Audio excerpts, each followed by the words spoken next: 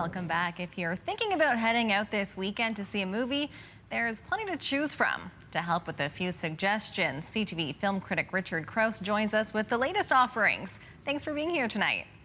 Oh, thanks for having me, Stephanie.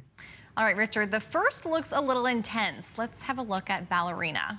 You must become the assassin. You will always be weaker. You will always be smaller. You want to win? Improvise. Adapt. Cheat. Now, this one is tied into a pretty big franchise, Richard.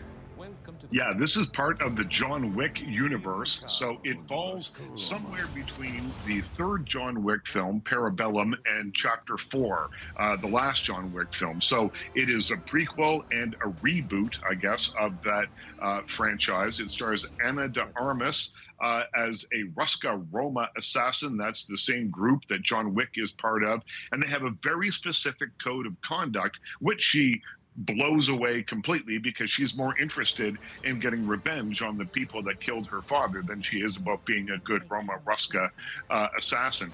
So this is a movie that spends a fair amount of time setting up the world, the universe that they live in, which is kind of unnecessary in the sense that we've already seen 4 movies of it from the John Wick franchise. So we know a lot of that stuff. So it gets off to a bit of a slow start. There are a couple of good action scenes a little bit later on in the film, but I really wanted the storytelling in this to be as agile as the lead character is, and it just simply isn't. So for me, it's like a 2.5 out of 5-star movie called Ballerina. It's in theaters this weekend. All right, so if that doesn't tickle someone, let's check out another movie, another option this weekend that has some similarities to a quite famous movie, but we'll let the audience be the judge there. Let's check out The Ritual. A woman's parish wishes to attempt a solemn sacrament. You mean an exorcism? You would like me to perform it? No, some poor other soul already has that distinction.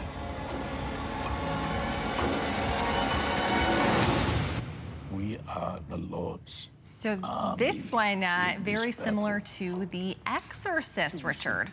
Well, it's based on a true story. What they say is the most documented exorcism of all time, the exorcism of Emma Schmidt in 1928.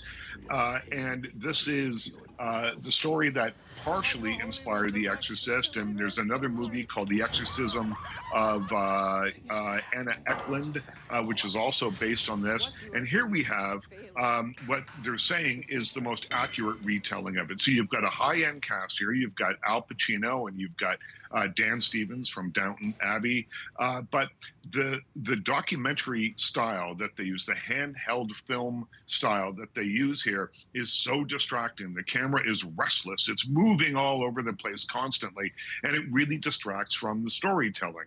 And so by the time you get sort of midway in, you start to feel a little motion sickness from this camera constantly in motion. It really, really distracts from the story. So that's why I gave The Ritual, which is now playing in theaters, 1.5 stars out of 5. And you said this is sort of based on a true story, and it's supposed to be the closest retelling. I mean, we've seen lots of exorcism films over the years. So what makes this one more accurate than the rest? And I feel like we hear that sometimes where it is, oh, this one's the most closely retold of the original. Well, I think this one, there were very detailed notes taken during the exorcism of Emma Schmidt in 1928 by the priest who in the film was played by Dan Stevens.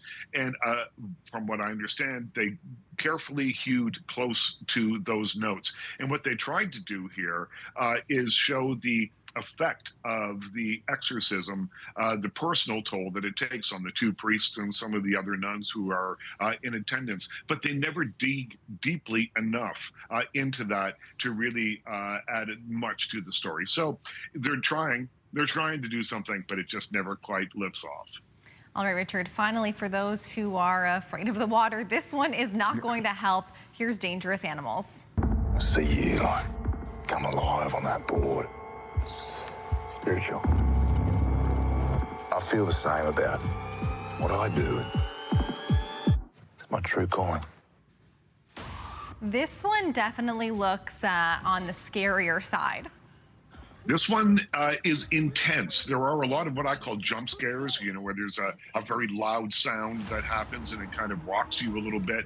And there are some kind of gory moments because this is a serial killer story about a serial killer who likes to feed his victims to sharks. So think of it maybe, as Saw at sea, or maybe Silence of the Lambs meets Jaws. It's a little bit of all of that, but really it's mostly the intensity level that earns this movie a 3 out of 5 star rating from me, because as it builds, the survival tale kicks in. You have one of his victims who is determined to escape, even though they're on a boat in the middle of nowhere.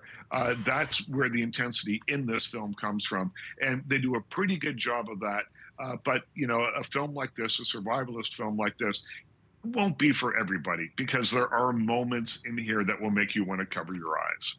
I feel like this will be one that my mom will definitely be more scared of sharks and tell me to stay out of the ocean, but definitely one to watch.